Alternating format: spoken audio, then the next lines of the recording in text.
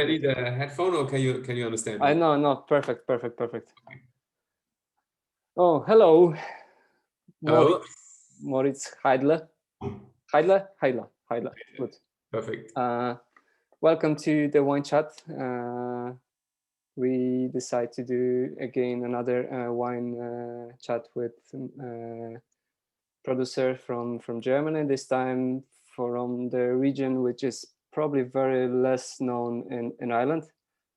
It's the Württemberg. Württemberg is pretty unknown all over the world. Yeah, what I was written no, when I was reading about the Württemberg and the Stuttgart and all the area, there was one sentence that is very popular within Germany or within your area, but very less known elsewhere. So how that's happened? Why your wines? I tried already, and I need to say there's like excellent. Thank you. Why does happen? What's the history behind winemaking in Württemberg? And Yeah, so the history in Württemberg is that we have a so-called I mean I'm not sure if that works in English, but in Germany we call it a luxury problem, because we have in the last, I don't know for how many years, pretty much forever since winemaking is done in Württemberg. We usually sold it in the region because the people were very loyal, and they drank the whole wine from the region. And also we had a lot of cooperatives, so there was not so many producers. I mean, there was a big field of vineyards, but not so many producers because it was mainly produced by cooperatives, and there were only a few private wineries. And so the whole market was in the area. So yeah, distributed within the local the whole people. distribution was locally, yeah. Yeah. and and that has changed, because also the consuming of wine in Württemberg was 3 times higher compared to the average of Germany. So and then in the last, let's say, 10 years, the consumption went down. People don't drink that much anymore nowadays, and also they drink not only Württemberg, but now they drink wine from all over the world and all over Germany. And a lot of winemakers, a lot of young growers, they stopped working with the cooperative and started their own wineries. And so now there is a lot more competition for a smaller market, and that's why in the last, let's say, 10 years, there are some wineries that try to step out of the region and do some distribution all over Germany, and some of them also all over the world. So let's show up the people where exactly Württemberg is, because many people will associate Mosel, obviously from Luxembourg border, but maybe Rheinhessen, but Württemberg is very less known. So where Yeah. exactly is the location? What's the terroir, soils, climate? We are further down south. We are pretty much around Stuttgart. I mean, I hope that Stuttgart is a known city. VfB Stuttgart? Exactly, and also known for Porsche and Yeah. Mercedes-Benz and Bosch. So there's a lot of industry going on, and Stuttgart is the capital city of Baden-Württemberg, and Stetten, the village where I'm from, is just 15 minutes east of Stuttgart. All right. And but the wine region Württemberg goes further up north. There is the second part. I call it the second part, where there is wine growing. It's in the Heilbronn area. But Heilbronn is not so known, probably. If you go on that's the Weinlagen, yeah. Yeah. So So you can see Stuttgart on the left already. yeah, I'm just gonna decrease just to show up exactly where we are. And then in the north you can see Heilbronn already. Yeah, Nuremberg, and let's go Munich. Yeah, Munich is like 2 hours away or 2.5. Stuttgart, we've got the Stetten, Pulvermacher. Yeah, that's the best Riesling vineyard. All right, and I'm gonna show exactly where we are. So Munich, Stuttgart, and we are here, and Luxembourg, where the Mosel, Franken region. Yeah. All right, so we've got this. We've got it. So what's the climate and the soil? What's so interesting in those beautiful vineyards which we seen that it makes your wines as special as a Mercedes or Porsche? Yeah, so the climate is quite warm. It's not as warm as Baden. I mean, we are in the same state, Baden-Württemberg, but as wine regions, we are divided. So Baden is still a lot warmer than Württemberg, but also Württemberg is compared to, for example, the Mosel or Rheinhessen is quite warm. And I'm not familiar with any sun hours or no worries. or rain liter numbers. I don't have those numbers on my mind, but so I cannot tell you. I'm not that good in such stuff. But from the soils in the Rems Valley, which is, that's the region that's east of Stuttgart. So the sub-region of Württemberg, where I'm from, is called the Rems Valley. And in the Rems Valley, we have mainly Gypsumkäuper. The German word is Gipskäuper. And then on top of that, there is Schilfsandstein, which translates into reed sandstone, as far as I know. And then we have the colored marl, which is called Bunter Mergel in Germany. And that's split it into two different, we have the lower colored marl and the higher colored marl. And in between that, there is Kieselsandstein, which translates into pebble sandstone. And on top, we have the Stubensandstein. I'm not sure how to translate that, but Stube is an old word for living room, pretty much. That's because they used this soil or the sand that's around 400 meters, so it's quite high. And that soil was used as a polish sand for the wooden floors in the apartment. Yeah. And Perfect. that's why it's called Stubensandstein. Yeah. So what I was taste already some of your Riesling early on, and today I can definitely see the Marl influence in the wines. Like they are very rich and very exotic fruits on it, but there's something exciting with it, which we're gonna come back later. But I would like to ask you, because many people misunderstood Mr. Karl or Herr Karl Haindle. Who is a Karl or who was a Karl? Karl was my grandfather, and he founded the winery, and that's why it's still named after him. But I never met him because he died quite young at the age of 60 or 60 something, in his early 60s. And he founded the winery in 1949 and started with half of a hectare. And when he passed away, the winery was 1.5 hectares. And it was very special because at that time he was the first private winery or the first private wine producer in the whole Rems Valley, because everybody else at that time was still part of the cooperative. And so he started to sell a lot of his wine to the restaurants in the area. At that time, it was common that most of the restaurants had barrels in their cellar where they had bulk wine pretty much. And so my grandfather filled the barrels in their cellars just from the truck. He connected the barrels with a hose and filled them. But he also did wines in bottles already. which was also not that common at that time. And when he died, my father took over the winery, and he was in his early 20s when he took over the winery. And he made it from 1.5 hectare to 23 hectares. And he was the one who made the winery famous.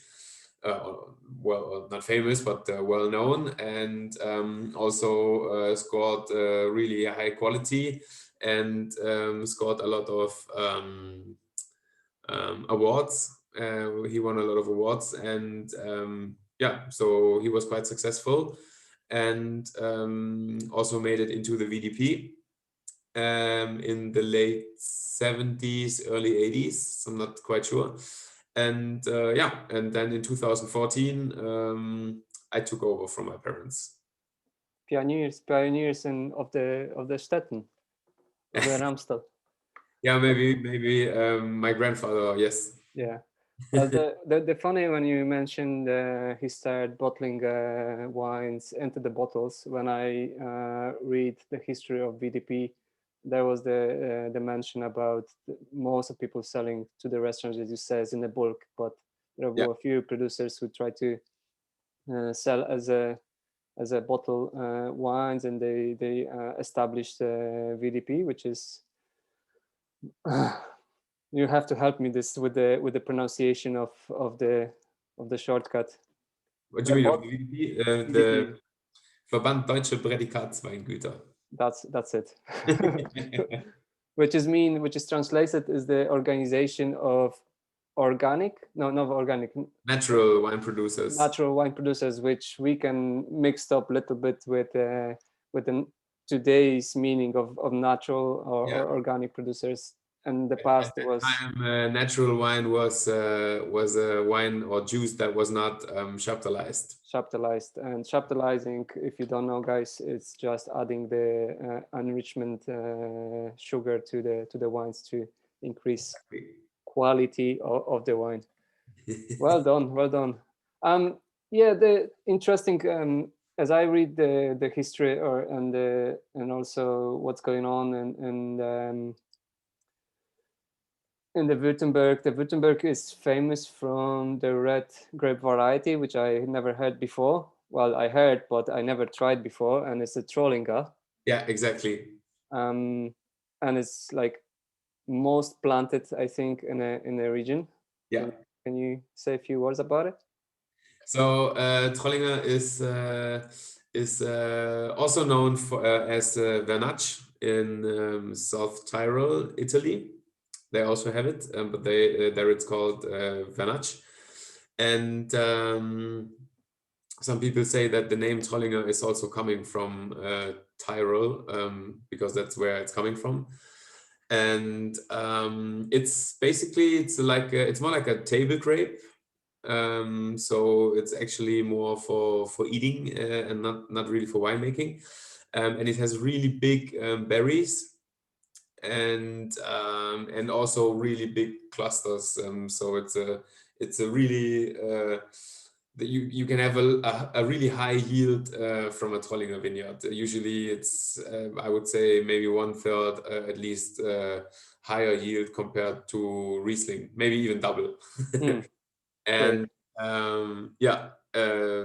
But it's what I saw. The people from the area love that wine, as it's easy to drink and not complicated. Just it's an easy drinking red wine, very low on tannins, and can be quite juicy, and usually it's quite low on alcohol too. Yeah. And we used to drink it in the Henkel gläser. So that's it's a glass. It's more like I don't know how to explain it, but a handlebar on the side. Oh yeah. And like a beer. On my arm. It's those glasses here. I have to go a little bit closer. Oh yeah, got it. Can you see it? And that's the tradition. So there is a 1/4 liter that fits in the glass, and usually you fill it up to the top, and then you drink it like tea. And that used to be the average way of drinking wine in Württemberg. But in not the time where the consumption was 3 times higher compared to the average of Germany. and that's why the Mercedes and the Ferdinand Porsche gets such a great cars. Yeah, because they were always drunk. But it says it seems to be the safest car in the world and the most exclusive cars in the world. So well done. Well, yeah, not too bad. Not And too then bad. also Audi is kind of still in Baden-Württemberg, so it's also not too far away. All right. Let's go to the wine because I'm really impatient. We start with the red grape variety of Lemberger, but I talked to one of your previous employees who worked for you in a vineyard, and he said one thing: he's a master of Lemberger, which is. Who said that? That you are a master of Lemberger producer. That you just mastering the produce of this grape variety. Trying to do that, yeah. We are really focusing on Riesling and Lemberger. So what's the Lemberger is? Because many people doesn't even heard about this one. Sorry, the background it doesn't. Yeah. Yeah. So Haidle is quite a cold vineyard. Yes, Moriz. But what's the Lemberger is like? I know. Oh, the variety. Yeah, variety. Yeah. I don't know.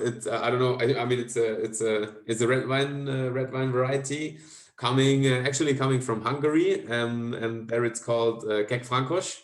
So Blaufränkisch in Austria. And Blaufränkisch in Austria, exactly. Got it. Now we've got decoded Lemberger name. Yeah, that's wonderful. So Keck Frankosch and Blaufränkisch and Lemberger, one day grape variety, and I drink many of them in the past as I run the bistro. It was focused on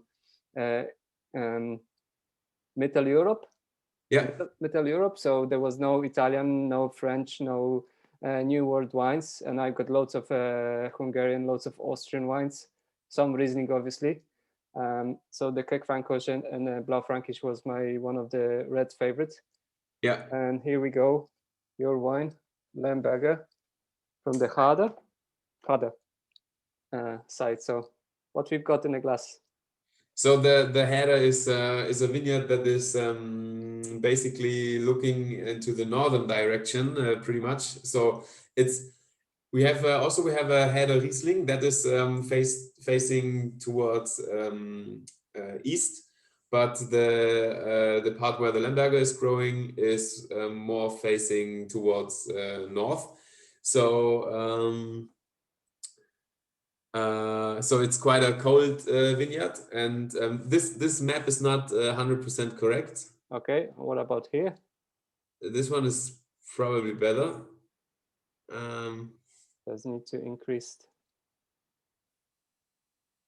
Yeah, and you have to go. Yeah. Yeah, we've got it here.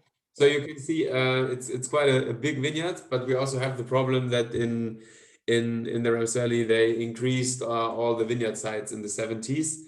So we are trying to work with the old traditional names as well.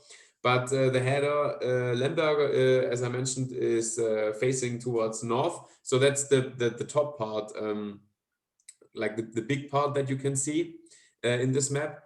And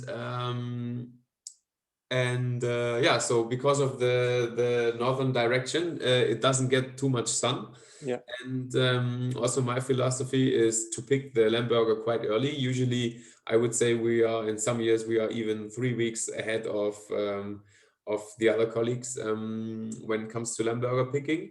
And not everybody thinks that this is good, but I kind of like that style with a lot of acidity.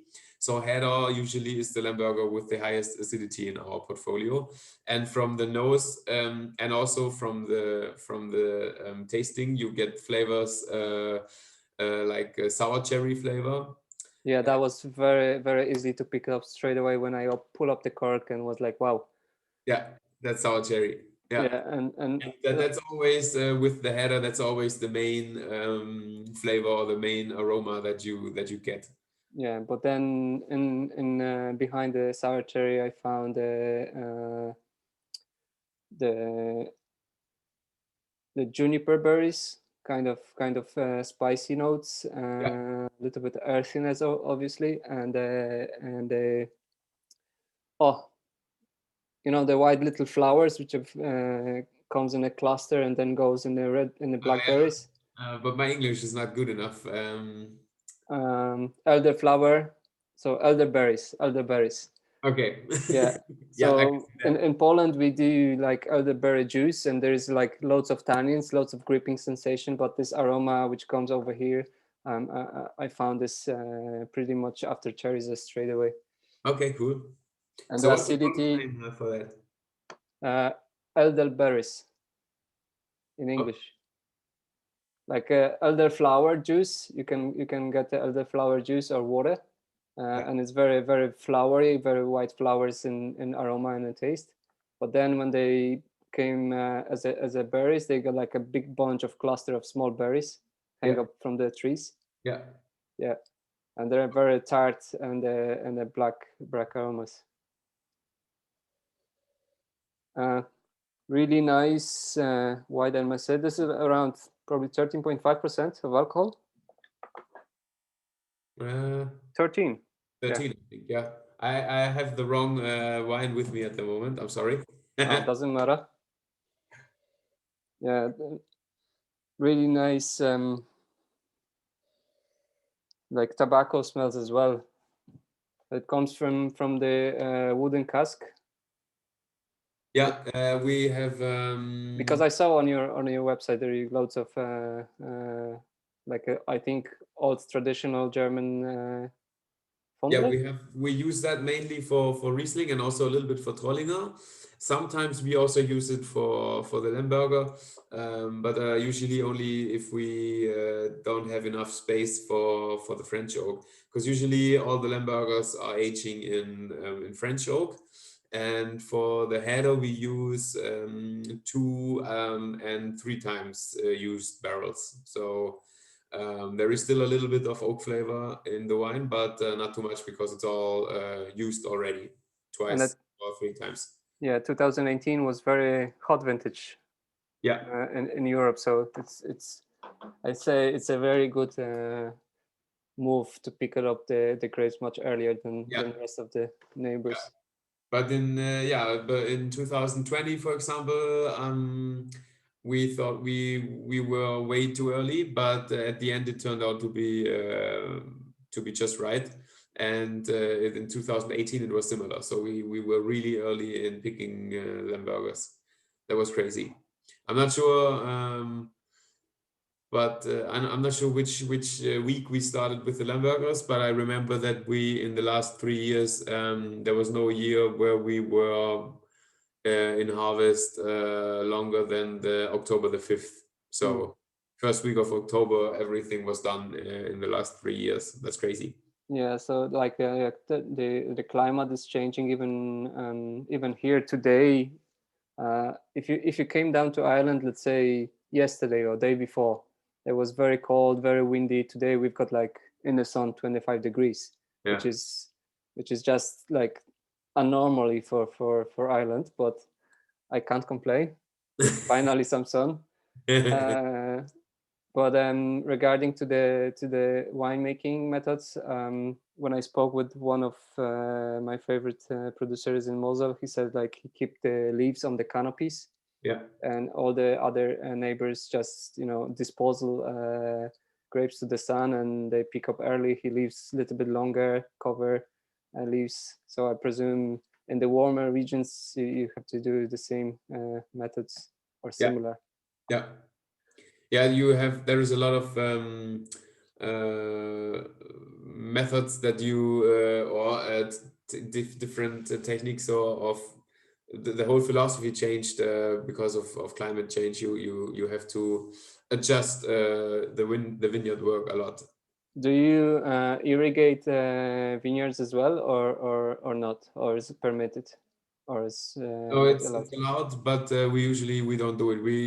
We just did it last week with the young vineyards that we were planting this week. So just after planting, we added some water, so that the new planted Can survive. vine is getting some water. But that's it. Alright. Afterwards, we usually don't spend any more water, because we believe that it makes the young vines to become junkies, and we want them to be strong and survive, and to force them to go deeper with the roots In the water.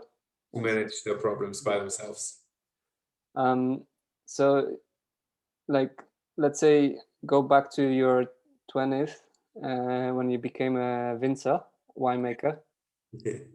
How does it happen? Like, when you looked on your Instagram, or when I spoke to you, I found a person who more loves music and hip hop and spraying on the wall. Like, what pushed you to take over the family business? Actually, in the beginning, I didn't want to take over at all. I wasn't interested in wine at all. That was nothing for me. I was interested in hip hop, in arts, in music. I used to do a lot of graffiti at that time.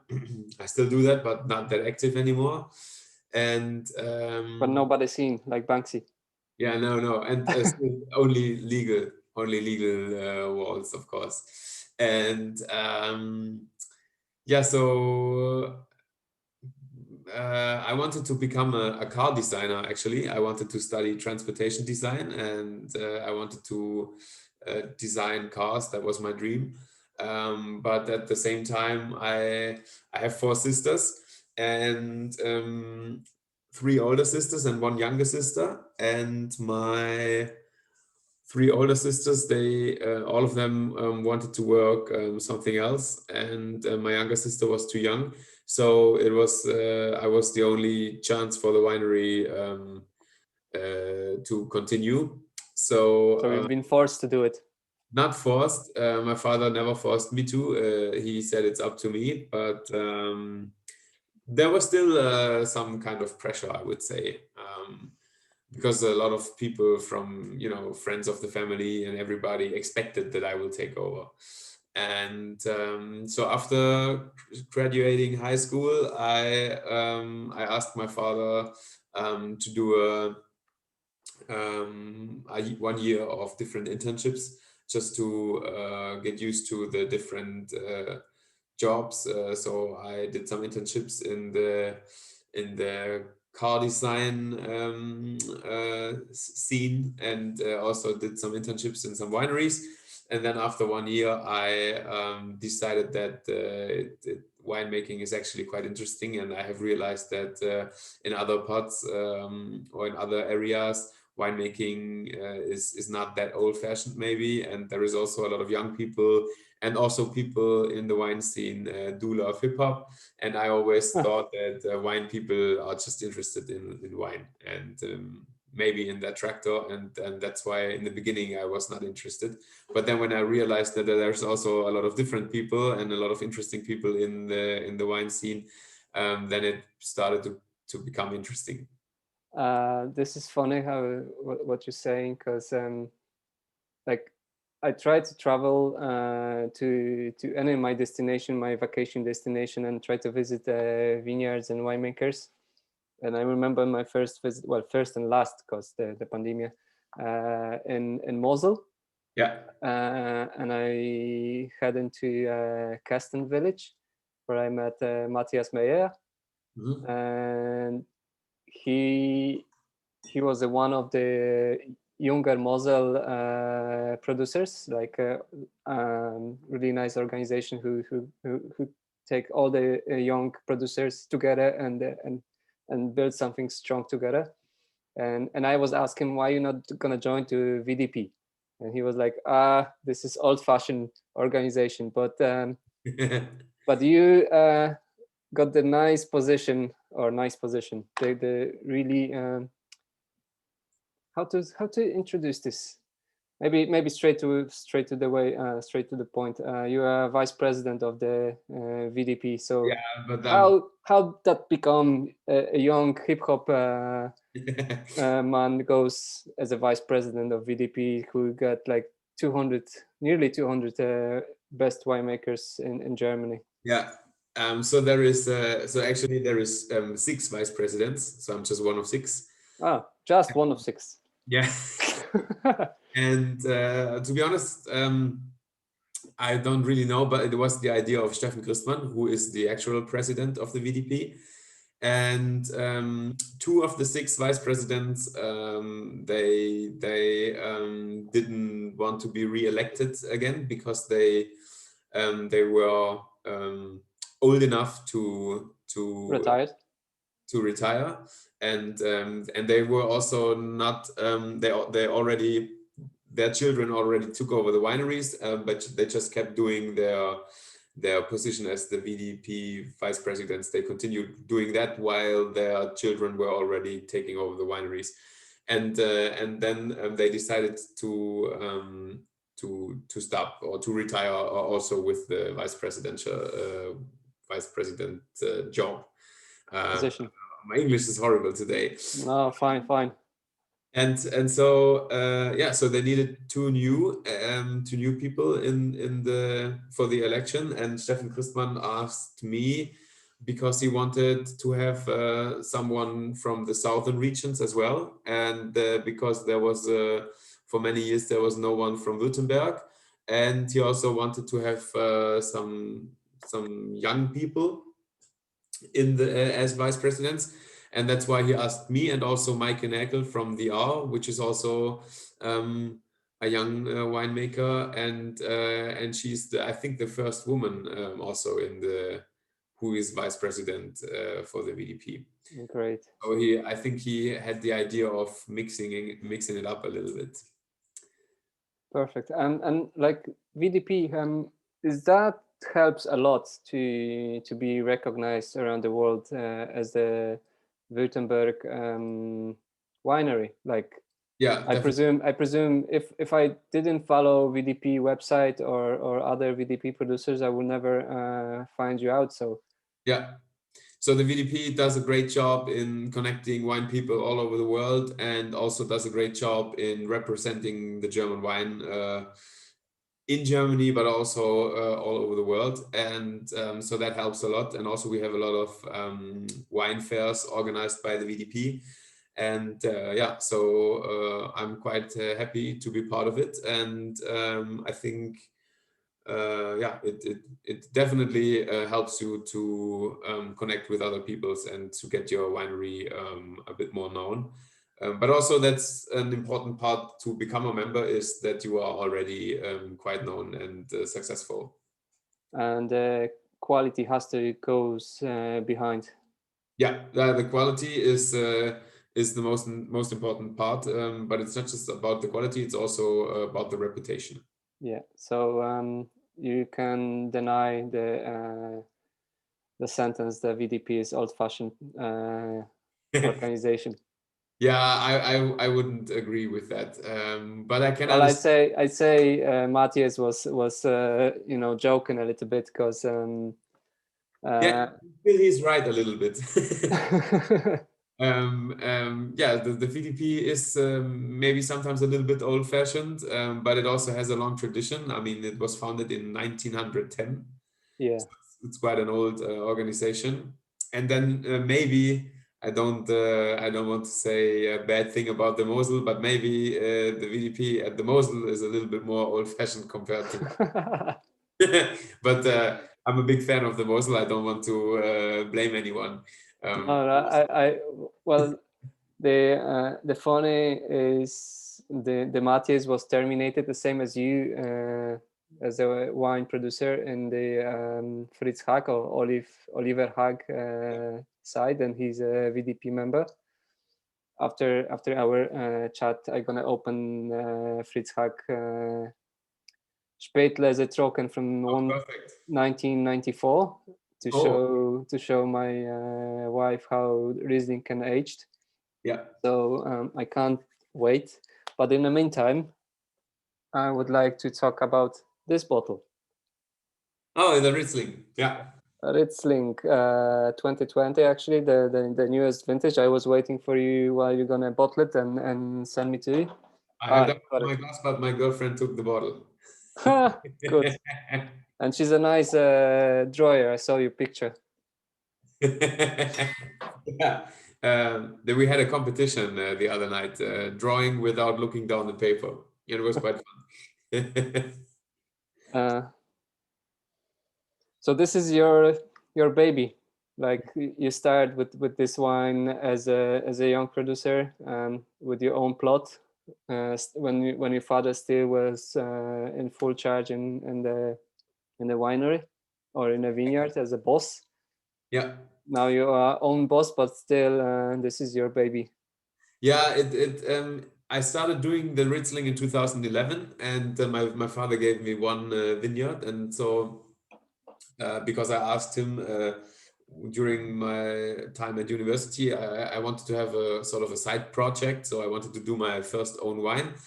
That was 2011, and then for many years I didn't do it again because the year 2012 I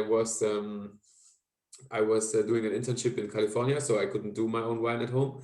And also, I met Matthias in California in 2012, I think, if I remember right.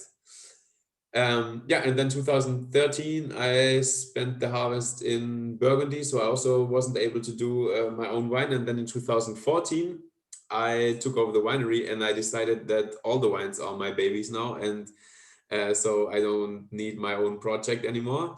And every year I did some side projects with, for example, natural wines and stuff like that. And then in 2016, I did a side project producing a sweet cabinet, and I didn't know how to call it. I didn't have a name for it, so after a while, I just decided to call it Riesling again. And because Riesling is it's just a wordplay of Riesling, obviously, and my nickname, which is Ritz. And yeah, it always has a graffiti on the label. And then in 2016, this cabinet version was quite successful on social media. And then in 2017, a lot of people kept asking, where is the Riesling, and don't you do it anymore, and you should continue on that. And so in 2017, we started with Riesling Gutswein, which we didn't have at that time. We only had two different Ortsweins, but no Gutswein. And so we started with Riesling Gutswein, and we gave it the name Riesling. In the beginning, I wasn't really happy with it because I thought that this whole hip hop thing would be too important for some people, and I didn't want to be one of those fancy marketing wineries. I wanted to be known for high quality and not for being a hip hop winemaker.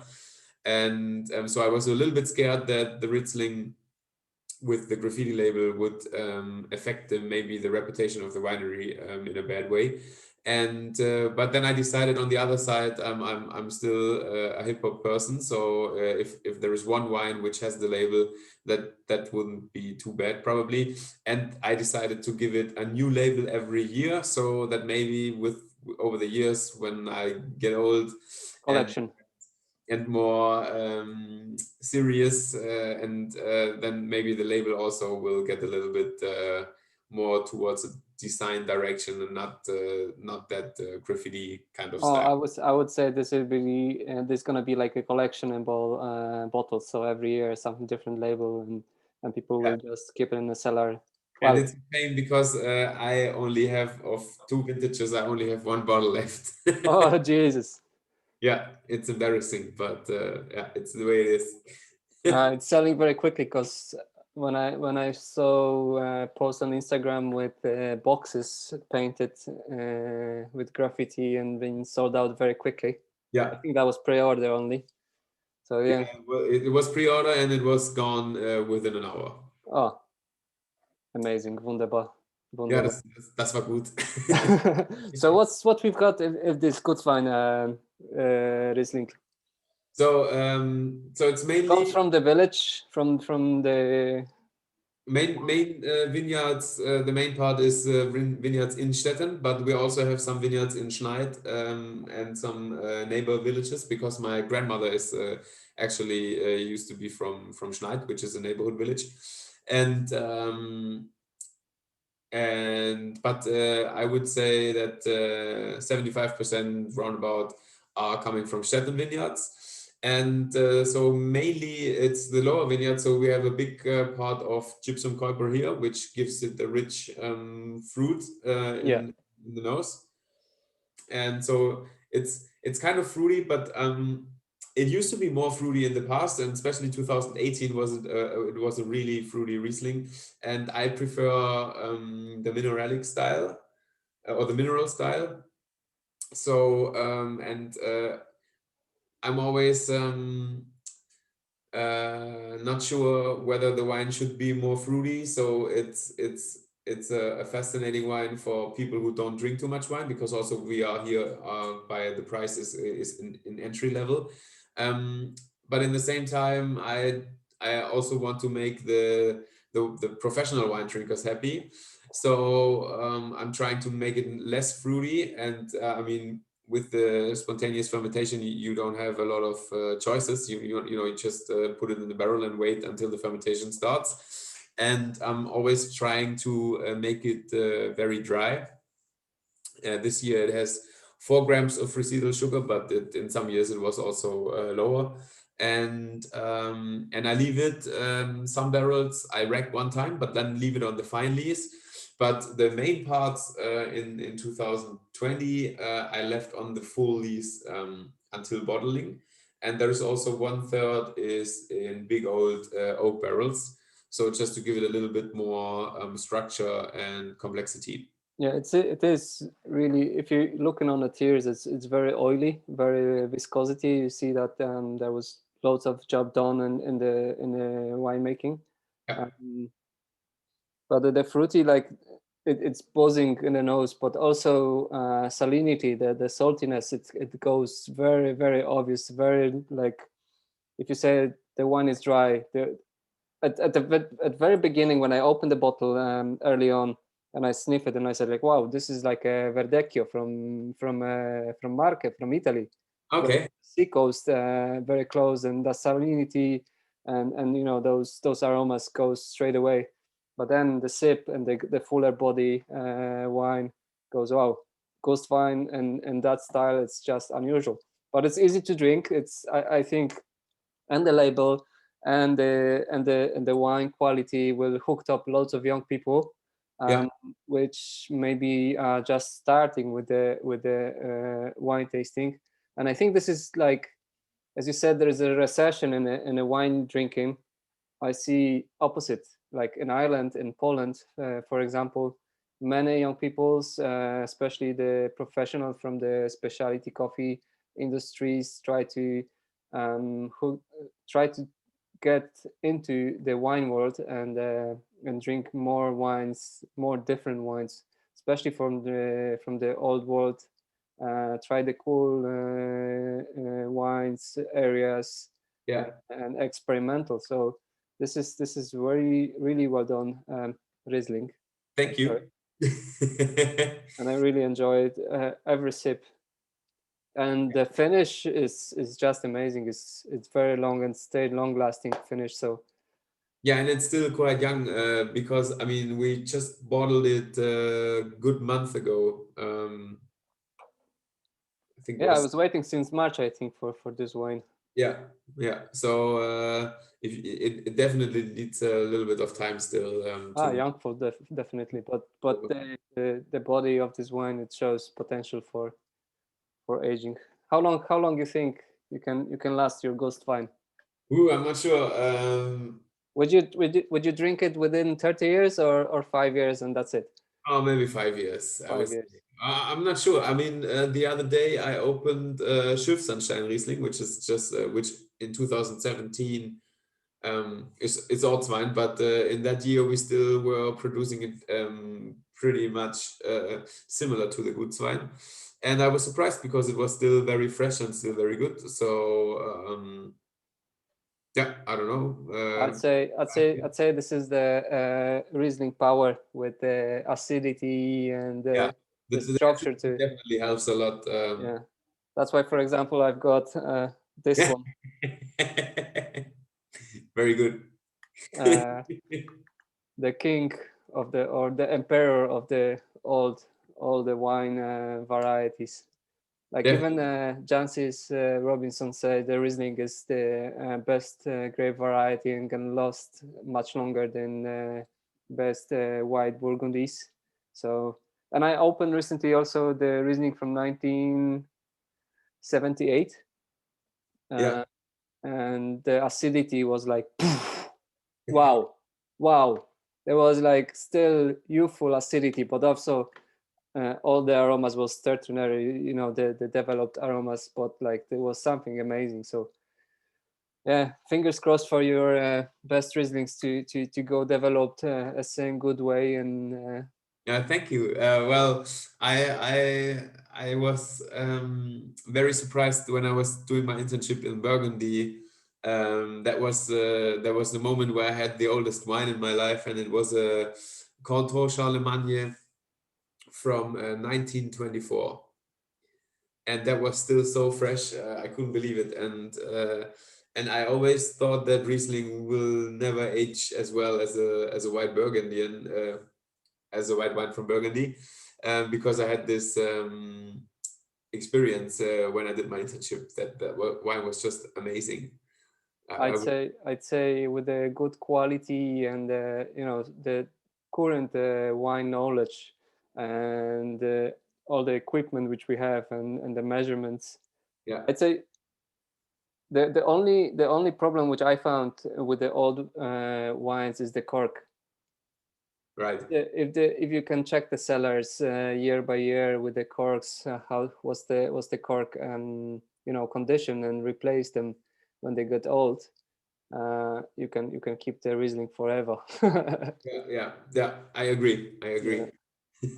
Unless we're gonna go fully into the screw cap as an Australian, and there will be no problem with the corks at all.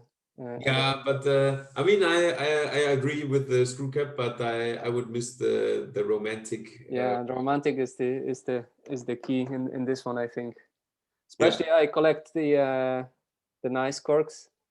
yeah. I collect every cork, but then I dump them. We have a big we have a big box at home where we collect all the used corks, and then we spend it to kindergarten so they can Play create around. stuff with it. Kindergarten, which is a crest in English, just in case. Okay.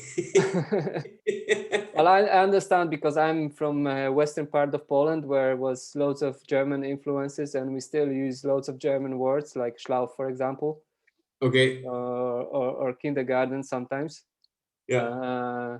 or wie heißt er?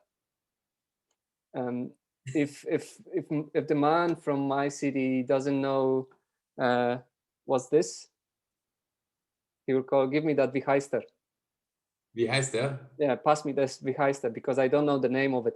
Ah, okay. So you It's use it something. as a term for whatever it is. Yeah. So this Okay. is only in my region. All other Poland doesn't know what I mean. Like and this is so funny. Or we call it tram. No, we call it train bana, the same as German. Yeah, bana. Okay. Yeah, Bahn. Yeah. So yeah, we've got loads of German you know passwords which we influence to our language. But this is so funny. And we have the word. It's a Swabian word. We call the boxes where we pick the grapes in. We call that kubele. Or, and I heard that means something like toilet in Polish. Yes, kibla. Well, in the plural, but this is more like slang. It's not correctly in Polish. Yeah, but yeah.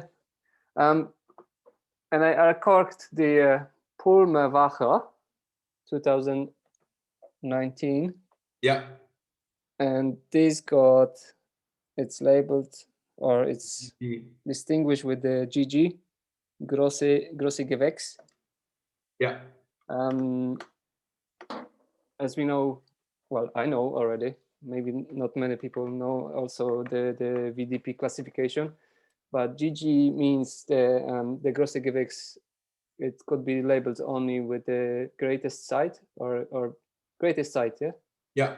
It's the vineyard must be certified to be a große Lage, and then if you produce a dry wine from große Lage. Große Lage, then we call it große Gewächs. Also Ritz, Pulmerwache, große Gewächs 2019. Yeah. So we've got the Pulmerwache Rieslingsstätten, the best sites for Riesling, you said before. Why is that? I don't know. It's just it always used to be one of the most famous Riesling vineyards of Württemberg for many years. It was quite famous even before private wineries existed in the Rems Valley, and it was already a quite famous vineyard. I can't find it over here on the map, but I'm gonna check it. Oh yeah, we've got Pulmerwache over here. Yeah, it's on the eastern part of the village.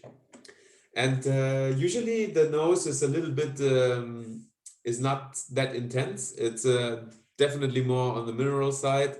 It's not as fruity as the Ritzing, for example. It doesn't really jump at you. I mean, it's a little bit, I'm missing the English words, but say in German. Zurückhaltend. Say in English. So it's not that intense in the nose, but if you try it and then once you drink it, after you swallowed it, you realize that it's like retro nasal. Does that make sense? After swallowing, the flavor increases, and you can taste it and feel it in your whole mouth and even in your nose after you swallowed it. And then you realize there is a lot of fruit like fennel or anise and it's spices, salty. I would say the most salty Riesling in Stetten. There is no other vineyards with such a strong saltiness, and it also reminds me a little bit of chalk. Like, is it called chalk? What you write on the board, for example. So it's a really mineral Riesling style compared to the average Riesling from Württemberg, which is usually a little bit more on the fruity side. And you did this with the natural fermentation, with the YDs as well? Yeah, all the wines are well fermented. So you smell straight away the natural fermentation, I suppose. Yeah. And the finish is obviously longer than in the Ritz link. Saltiness, it's as you said, it's really obvious, very pronounced.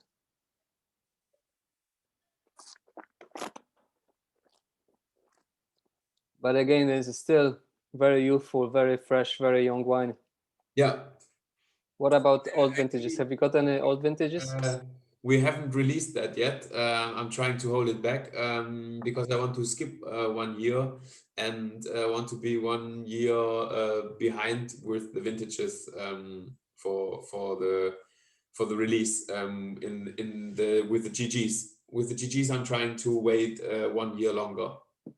So I've got the pre-release wine. You have the pre-release, yeah. Oh my God. Such an honor. Dankeschön. Vielen Dank. Oh man, I'm really sad or disappointed that I cannot share this with the more people, as I think lots of sommeliers in Ireland might be surprised how the good quality and those Rieslings are kept in the southern German. But as we mentioned, like a very beginning of the easy going drinking wine and the popularity of wine, would you put your wines at the supermarket on the shelves, or you try to not do it this way as a marketing point of view? Like some of the big names, for example, even from Hungary, recently was found out in the Lidl shelves on a different label, obviously, but the producers was well known. Yeah. If you looked on the contra label, you found out the producers, which is huge in Tokai or huge in Villani, and still put the wines into supermarkets. Yeah, I mean, I wouldn't sell my wine in the discounter. I don't mind a high quality supermarket. For example, we have Rewe and Edeka in the region in the Rams Valley that have a very big wine shelf, and they have the whole portfolio of pretty much every winery in the Rams Valley. Well, at least the better known ones, and so they have a really good wine selection, and I don't mind being in those shelves. But I wouldn't like to be sold in supermarkets like discounters like Aldi or Lidl, for example. But don't you think that might increase, popularity of people who never drink the wine or drink only very bad wine, and then suddenly get nice price for a very well known bottle? But Yeah, I mean, definitely you would reach a lot more people, but in general, like in the winemaking, the wine world, consumers, like, because right now we've got from the 20 years back increasing of the craft beers consumption, for example, rather than only European lager, which was popular for the last 30 years. And we've got increasing of good quality coffee in the bars. yeah, And now I think it's a time for a good wine quality, increasing the sales within people who got the money but never tried the wines before, for example. right. Yeah, In this case, only what I was thinking of. I totally agree with that. It's just that I cannot produce the quantity, Oh yeah. and I don't want to grow that big. So I think it's good that they start to have high quality wines nowadays. I think that helps the whole wine industry in whole Germany a lot. So I think it's really important. It's just I don't want to do the job. All right. Just a side question. From those two reasons, which is your more favorite, your baby or No, Pulvermacher? Pulvermecher. All For right. sure. So the Riesling is a bank card now. Like a step aside, you do the job at the very beginning. Now we concentrate on the big wines. Yeah, I mean it's yeah. I mean it always depends on the situation. When you're on a party, you cannot really appreciate the Pulvermecher, and you probably don't have that much fun. I mean, Riesling only has 11.5% of alcohol, so it's more also like a drinking wine, and for day drinking or for just having fun, I would definitely go for Riesling. But if I want to taste or try the wine, for example, with food, and I'm really concentrating on the wine, and then I would definitely go for Pulvermecher. So just before we start our conversation, I was cleaning out the Weiss Yeah, Spargel, yeah. which is very popular in my region in Poland. Over here in Ireland, it's almost unavailable.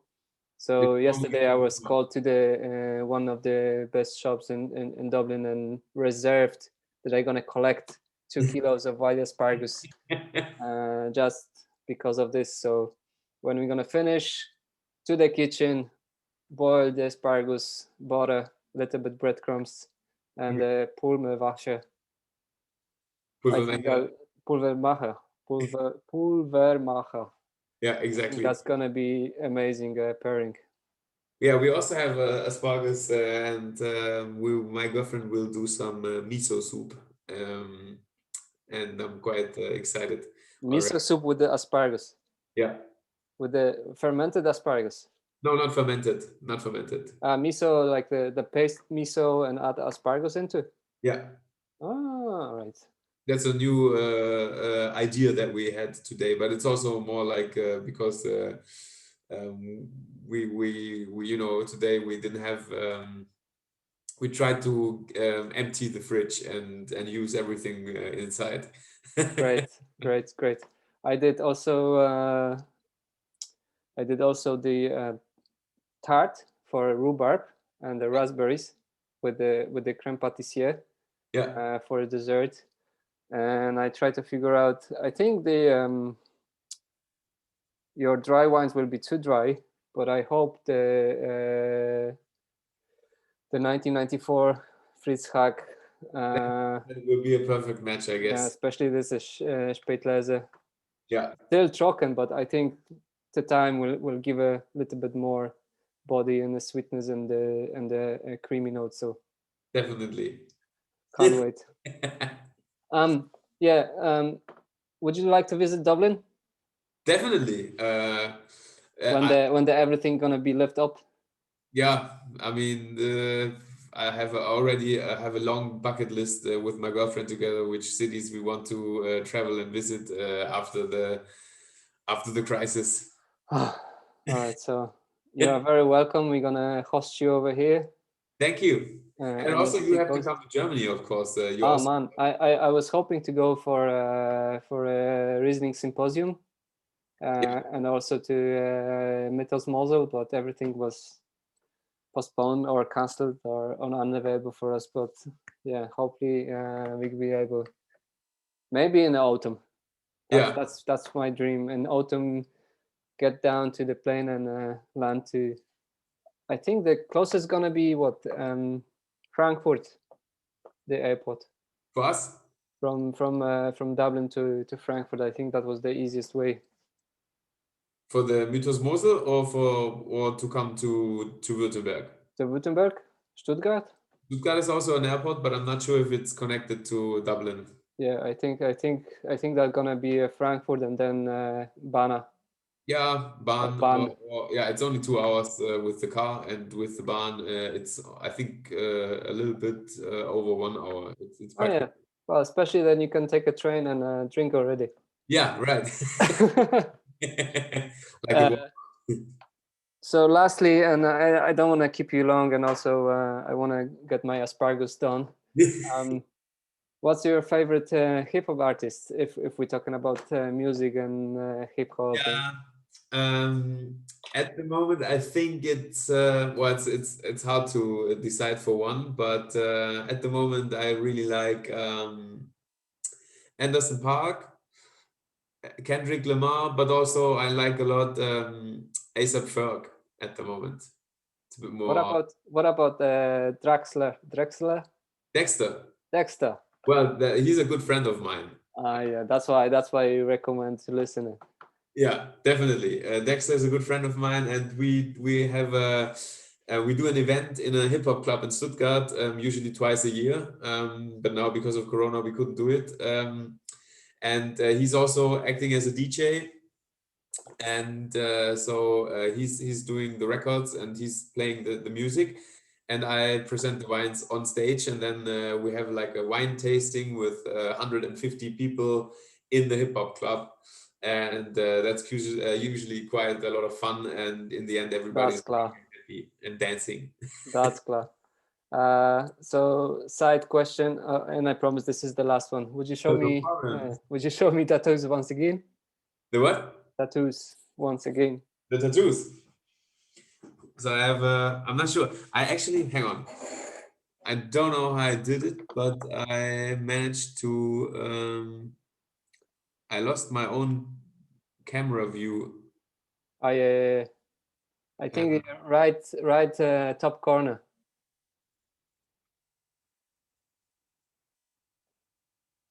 Uh, Unless no, I'm not sure. I do from oh yeah, the I got it. Okay. yeah. So so this is the Swabian glasses. I'm gonna stop sharing this one and yeah, got it. Ah, yeah, now I see it. Yeah, And then I have an a leaf a leaf. and That's the the Riesling glass. with the cluster. Yeah, and then I have the Üburg, Ah, the I was castle. supposed to ask. That was the castle or monastery. What's the Iburg? Yeah, it used to be actually just a big house, but we call it a castle.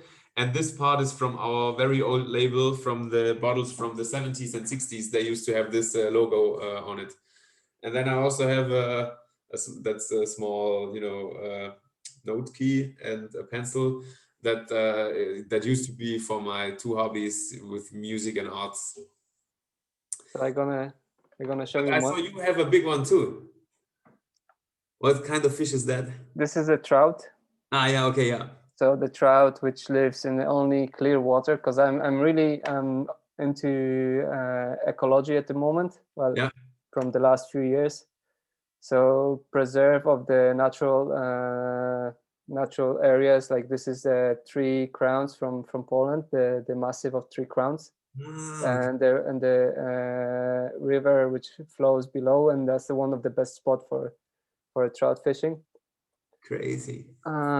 Also, I've got the fields with the grains, cornflowers, and the poppy seed flowers. That was my area when I grow, where there was in the past were fields with the grains. Now there is only houses built up everywhere, so we're just devastating everything what we got best. And this is old vine from Châteauneuf-de-Pape. Okay. So yeah, how they struggle to grow on the pebbles and be strong and mighty with the 80, 90 years old Yeah. vines. Nice. And lastly, coffee sprout. That's how the coffee grows. I have one more. I have one on my butt cheek, but I don't want to show that. Well, I've got one on the neck, which is part, maybe not sure. No, forget about it. It's a cat lynx, one of the wildest, biggest European cats, which lives widely in Europe and Asia. But it's very little population right now, so I did like half of natural and half of geometric, just to point out that this is really very close to this to exterminate that cat in Yeah. Europe. So Yeah. we have to focus how to save his natural habitat, and I think that's all what we have to do, like make natural wines, Yeah. promote ecology, and live together with nature closely. Yeah. Right. The one on my butt cheek says "Ars vivendi." I'm not really good in Latin, but I have Googled it and figured out it means the art of living. The I art have, of I have living. a small tag, like a sign on my right butt cheek saying "Ars vivendi." Alles klar, alles klar.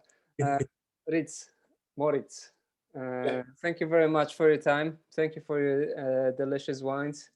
I Thank you. hope people are gonna like the video and put the thumbs up and whatever they want to do it. See you soon in Dublin, and I hope so visit you in Stettin. Yeah, hopefully. And I love your video from the skateboarding on the slope. Yeah, thank you for having me here. It was really nice talking to you. And hopefully we will meet again soon, live and direct in person, in real Yeah, life. that's the point. That's the point. Dankeschön. Tschüss. Dankeschön. Schönen Abend und guten Appetit. Thank you. Ciao. Leave meeting.